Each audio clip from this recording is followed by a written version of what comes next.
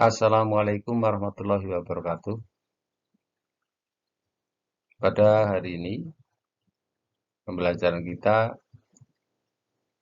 untuk PPKN pertemuan yang pertama. Terlebih dahulu, saya memperkenalkan diri. Nama Slamet Rianto, SPD. Nah, pada anak-anakku semuanya yang sudah naik kelas 8, saya ucapkan selamat.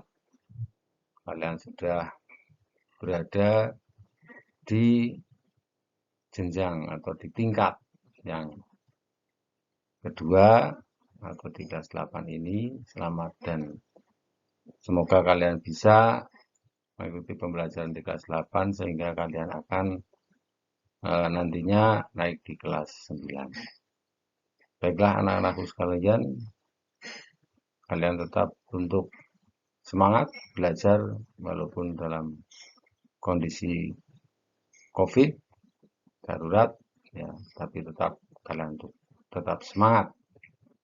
Sebelum kalian mengikuti pembelajaran ini, terlebih dahulu Pak Guru sampaikan tetap kalian untuk menjaga protokol kesehatan. Jangan lupa cuci tangan air yang mengalir, menggunakan masker ya, di luar rumah. Dan sebelum kita mulai ke materi, yang pertama kita berdoa menurut agama dan keyakinannya masing-masing.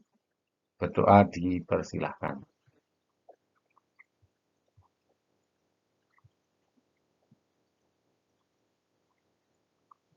Berdoa selesai.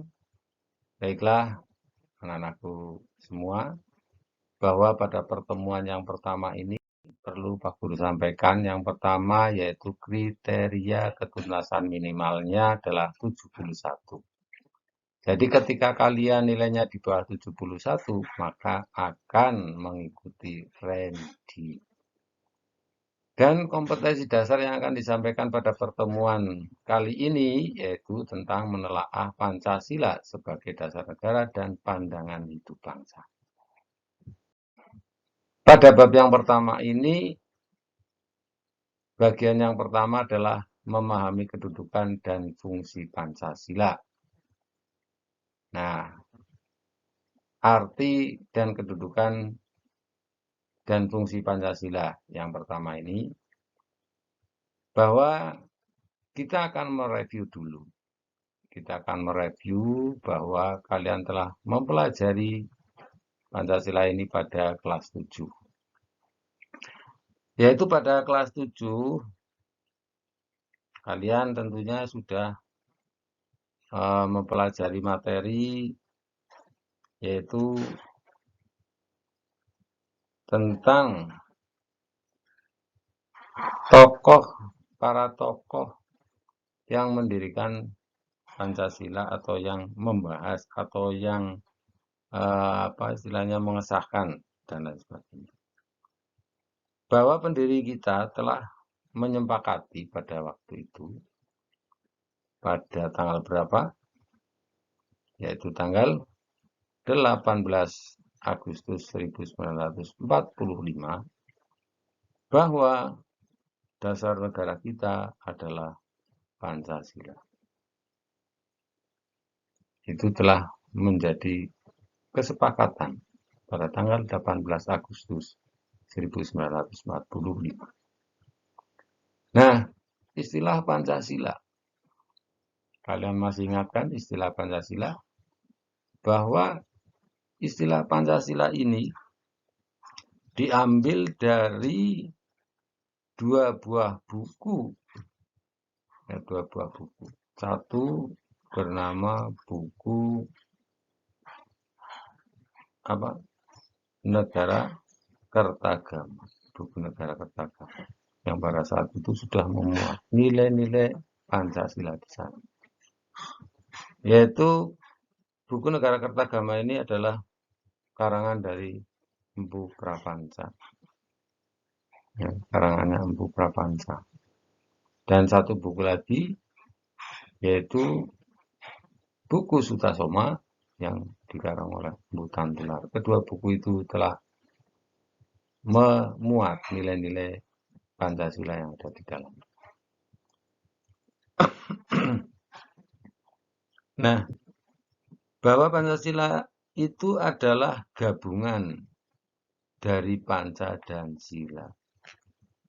Gabungan dari Panca dan Sila. Panca itu adalah 5, Sila itu artinya adalah sendi atau tatanan.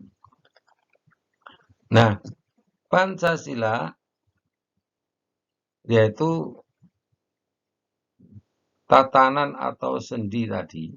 Jadi Pancasila itu adalah sendi yang 5, sendi atau asas yang 5. Nah, ini istilah dari Pancasila. Atau pelaksanaan kesusilaan yang 5. Nah, di kelas 7, bahwa kalian juga pernah diberikan materi tentang istilah Pancasila ini yang dikenalkan pertama kali oleh Insinyur Soekarno. Nah, kan sudah mempelajari itu. Yang pertama kali diperkenalkan oleh Insinyur Soekarno, yaitu pada waktu itu diperkenalkan pada tanggal 1 Juni 1945. 1 Juni 1945 itu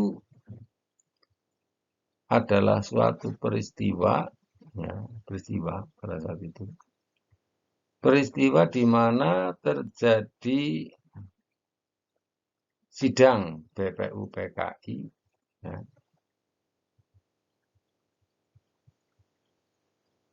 Nah, pada saat itu, ya sebelum sidang BPUPKI ya.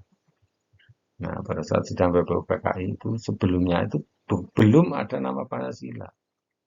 Nah, Pancasila itu dimunculkan oleh Insinyur Soekarno itu adalah dasarnya atas dari teman baiknya, ya, yang seorang ahli bahasa itu memberikan nama, yaitu namanya Pancasila.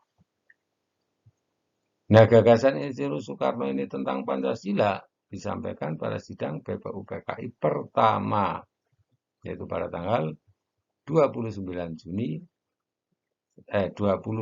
Mei sampai 1 Juni. Ini muncul nama Pancasila. Menurut Insinyur Soekarno, Pancasila ini adalah jiwa dari bangsa Indonesia. Karena tadi bahwa Pancasila itu nilai-nilainya ada di buku Negara Kertagama dan buku Sutasoma.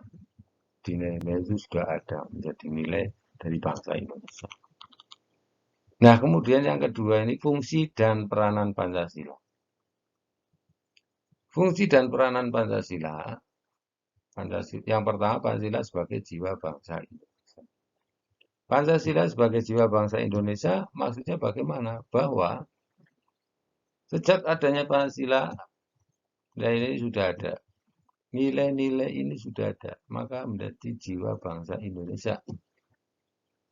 Yang kedua, Pancasila sebagai kepribadian bangsa Indonesia.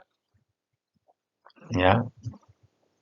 Nah, bahwa sejak proklamasi kemerdekaan itu tadi ya, yang pertama itu Pancasila sebagai jiwa bangsa Indonesia. Yang kedua sebagai kepribadian bangsa Indonesia. Sebagai kepribadian bangsa Indonesia, kepribadian ini sebagai ciri dari bangsa Indonesia. Karena tidak ada bangsa lain yang menggunakan Pancasila. Maka Pancasila itu menjadi ciri, ya, menjadi ciri dari bangsa kita. 3, Pancasila sebagai sumber dari segala sumber hukum, bahwa Pancasila itu tidak boleh dilanggar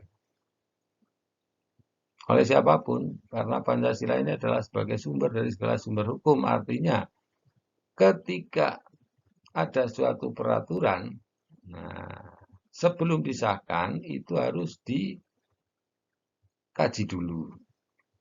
Nah, dikaji dulu apakah peraturan ini bertentangan apa tidak dengan Pancasila. Kalau tidak bertentangan, berarti peraturan itu bisa disahkan.